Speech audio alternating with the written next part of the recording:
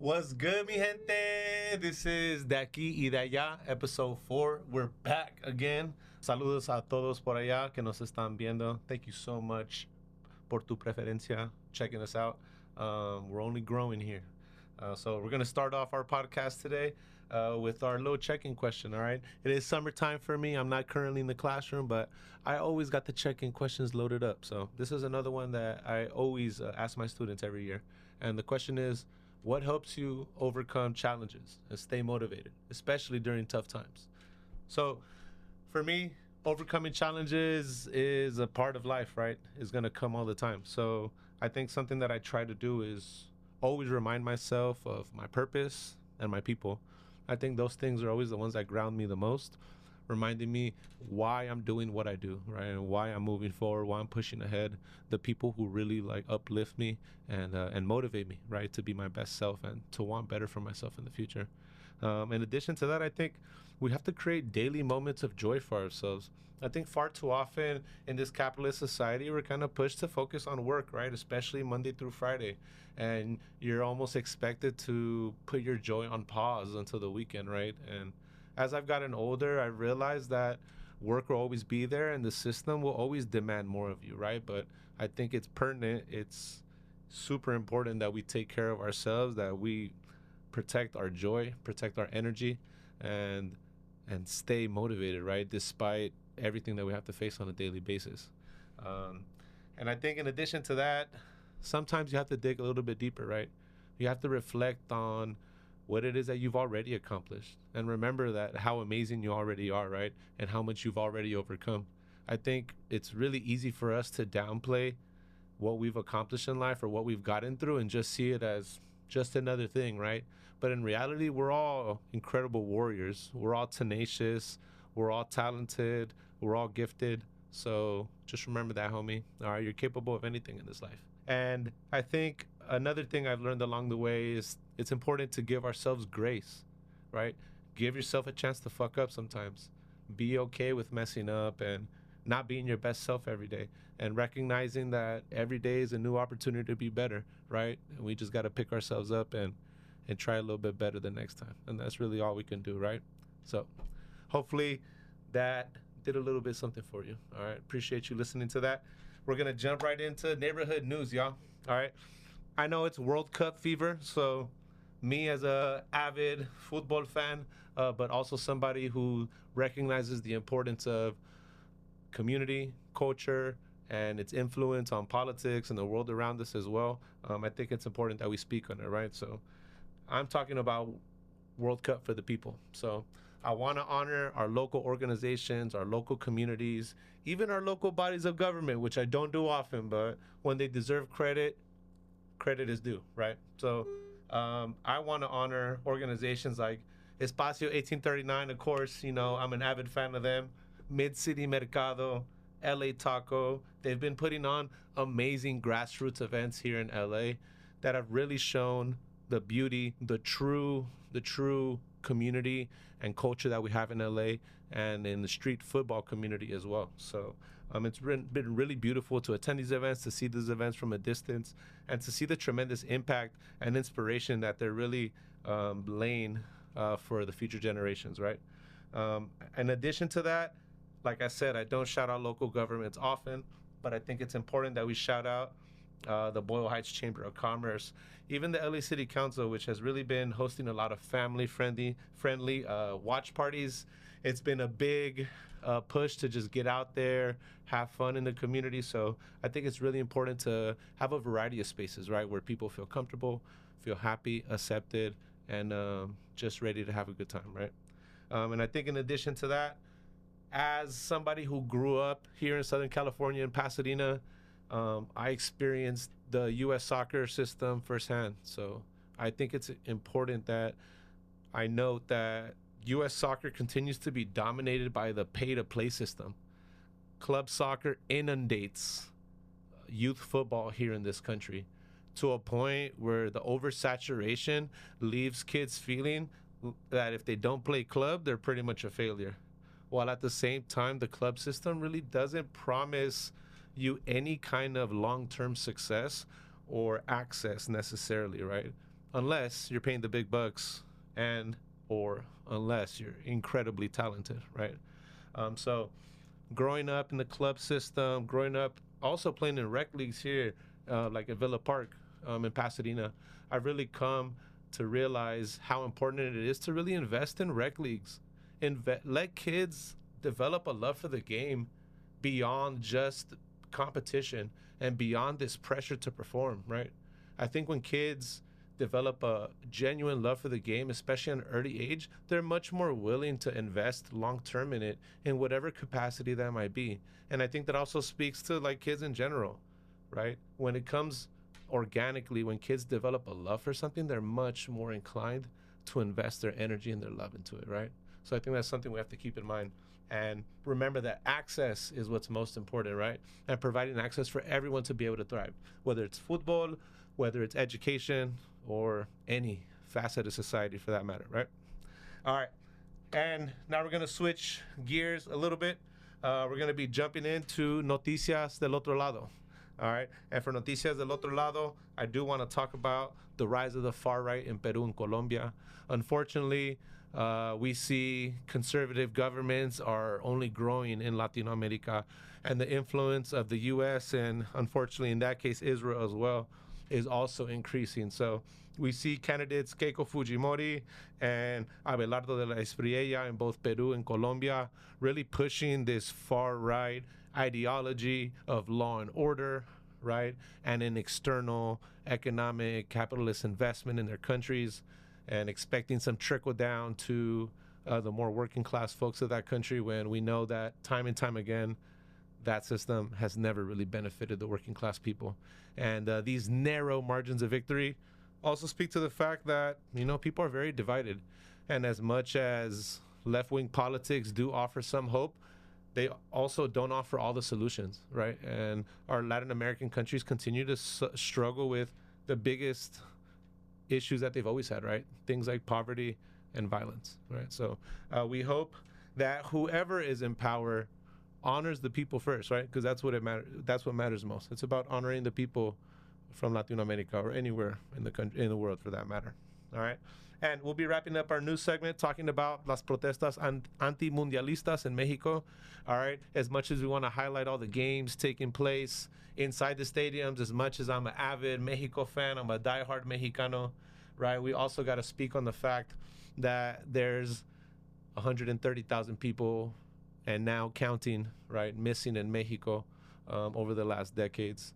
And the government has done little to nothing to really help these families who are really going out of their way to find, identify their family members and bring some sort of peace and justice, right, to their lives. So in addition to that, aside from las madres buscadoras, las familias buscadoras, we have teachers from la CNTE union who have continuously come to the Capitol to demand that they be given, you know, proper funding, proper resources, and proper compensation, right, for all of their efforts. There's been many reports, many interviews done with teachers who talk about having to travel hours and countless miles just to teach, right, lacking resources and support, and really using this platform of the Mundial to really try to make a difference.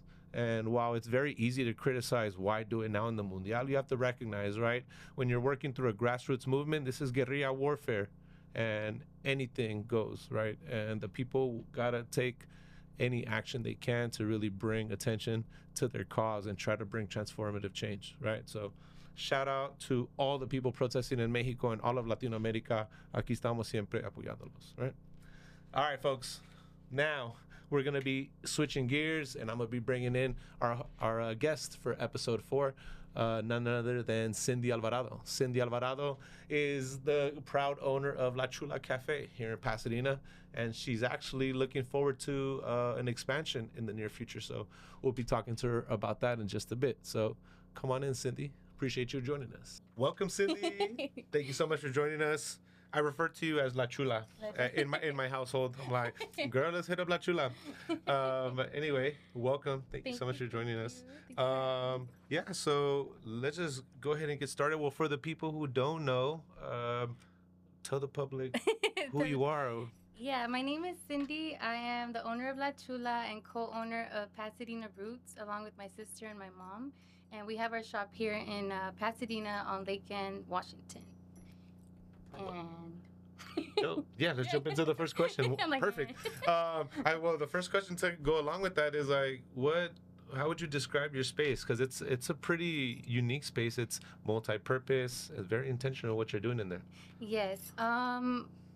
It's honestly like a one-stop shop. I usually reference it as that because it's my brother's shop as a cell phone shop that we slowly started kind of taking up more space as time went on. So we kind of first split it, and then now he's upstairs, and then we're downstairs with the plants and the coffee. So I definitely think it's like it has a family feel to it, a homey feel. Like you'll hear the TV on upstairs.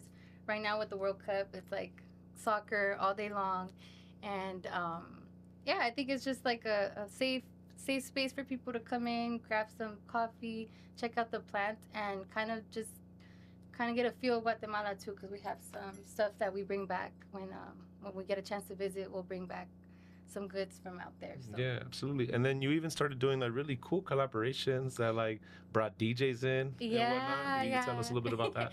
Yeah, that started actually last year. So my friend had an idea of like bringing in her DJ set, putting it like right in the middle of the shop, and then everybody would just start kind of formulating around her, and it created a really fun, I would say, space for people to come on Sundays and just kind of let loose. And as the crowd got bigger, we changed the location. So so we're usually open to like whoever wants to do collabs and it aligns with our values. We're like totally open with sharing the space. Yeah, I love that. And I think that's the biggest key right there, right? Yeah. Folks that really align with their values and are really about uplifting community, right? Yes. So that's beautiful to hear. So I guess what made you want to be a first generation Latina business owner? First generation, I would say, honestly, I feel like it just happened really organically because I feel like I went to school for something completely different. Like it was child development. I was like, oh, I'm gonna be a teacher. Hey. You shout out to the teacher that. That's right. No shade. But then you like get into it and you're like, oh, okay, it's gonna take like a lot of time and effort, and then you have to do the student teaching. So I was like, oh, maybe this is not for me. So then I feel like it was probably always in the back of my head wanting to have a business because my mom had a business in Guatemala. She had a juicery, and she's more like the entrepreneur, I would say, of like the family. I think she's always like thinking big, thinking like just has vision, and I think you need that for business. But I think for me, just hearing her stories, I think it planted like those seeds. But it wasn't until like pandemic hit that we started doing pop-ups with the plants. And we would just literally set up like a table tent with my sister and my mom, and plants were booming at the time. So it was fun, it was fun to be in business during that time. But then as like time went on, people started getting back into their routine. I feel like that's when I was like, okay, we need something else to kind of keep the motion going. And I think coffee's always been like a big part of our family, like growing up. So started playing around with the recipes and stuff. But yeah, it started as really like, okay, let me try this, and kind of grew from there. I can't say it's like I've always wanted to be an entrepreneur. Right. I think it really just happened. Yeah, no, but I think it speaks a little bit to what you mentioned with your mom and the role of your mom, and really like planting that seed and being that inspiration for you. And I think that's so beautiful because so many households, at least from personal experience, and like in my Latino household growing up, it was kind of like the opposite message. It was very much like, look for stability, look for stable work and a stable paycheck, because survival is what's most important, right? Yeah. And while that's very much the case, I think it's really like beautiful and important that parents are able to like, despite their struggles, are able to like remain hopeful and encourage their kids to be hopeful and like dream big and like do big things even if they're risky. So I think that's so awesome that your mom not only set the example but really encouraged you to do so. Yeah, definitely. She's big on that. She's like risk taker for sure. But she'll be like, you do it. And I'm like, all right. Like she'll like push us, but like, she's like definitely rooting for us to like think big and dream big. But yeah, she's just has vision, and I love that because sometimes we get stuck in our routine or like way of thinking, and I think you have to just remind yourself like there's more out there, but it is risky and it's scary, but it's worth it. Yeah, absolutely. Well, yeah, speaking of risk, I'm like, entrepreneurship is like one of the biggest risks. So, I mean, what are some of the challenges that you have faced or that stand out most to you or that you're currently facing possibly? Just to keep it real for the people, right? Because it's not all pretty, right? It's not all easy. Yeah, and I often tell people like business is like a relationship. You go through the honeymoon phase of the first year, like months into the business, and you're like, man, I'm making so much profit, and then it gets real because then you're like, okay, if you go full-time in on your business, that's your livelihood now. Like before it was like part-time, it's like maybe sometimes a side hustle. But as soon as you make it your full-time, you're like, okay, you have to, the logistics of like the paperwork, the permits, the capital, right? Like not coming from like a trust fund or like raising that capital for your business is important.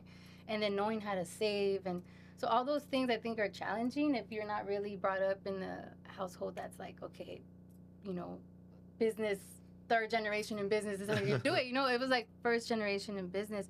I think you do a lot of trial and error.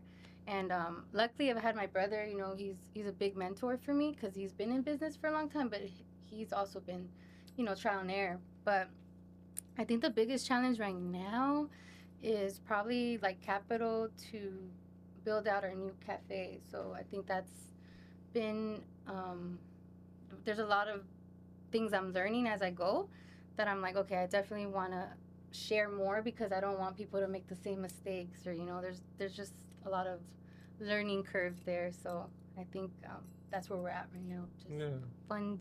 Yeah, I appreciate you sharing that. It's very real. All right, yeah. So with that being said, what are you like most looking forward to? What's Cindy looking most forward to? What's La Chula most looking forward to? Looking forward to I'm looking forward to like expanding, of course. Like that's always exciting, like scaling the business. So I'm looking forward to like having new faces at the shop, having more seats, where like a place where people can come hang out. Right now we're kind of limited on that. But I'm really just looking forward to seeing where the journey takes us. Like how big can we really, dream and make those dreams reality, so. Yeah, I think you picked the perfect place. Like you got a spot right in the neighborhood on Washington and Lake here in Pasadena, and now you're opening up right across from PCC. Yeah. So I wish you all the best. I know you're going to be super successful. So yeah, just one more time, I want to plug the business. Make sure to check out La Chula Café here in Pasadena on Washington and Lake, and then coming very soon to Colorado Boulevard as well. Thank you so much for joining me, Cindy. I appreciate you, homie. All right, mi gente, we're back closing out episode 4 with local spots, donde ir a apoyar, and I'm gonna turn it over to the one and only Pedro. What's good, my boy? What's up? Thank you for having me again. Yes, sir. So, in our Mexico gear, ready to go. Win or lose, we're here. What you got for us today, my boy? First spot is in the San Gabriel Valley. It's called Banu Indian Cuisine and Market. Okay, fire. It's a fire Indian spot. It's half Indian grocery store market, so pick up some like lentils, some naan, whatever you need.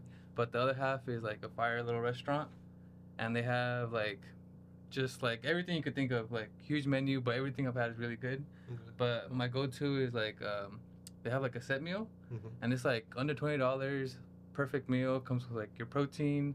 You choose like chicken masala, your butter chicken, goat curry, whatever you want, and then it comes with like rice, lentils, vegetables, and then even like a little sweet treat. So like, so like a nice combo plate. Like yeah, a nice you get that, and you're like set. Maybe add a little samosas, just round up the meal. But $20, like can't beat it.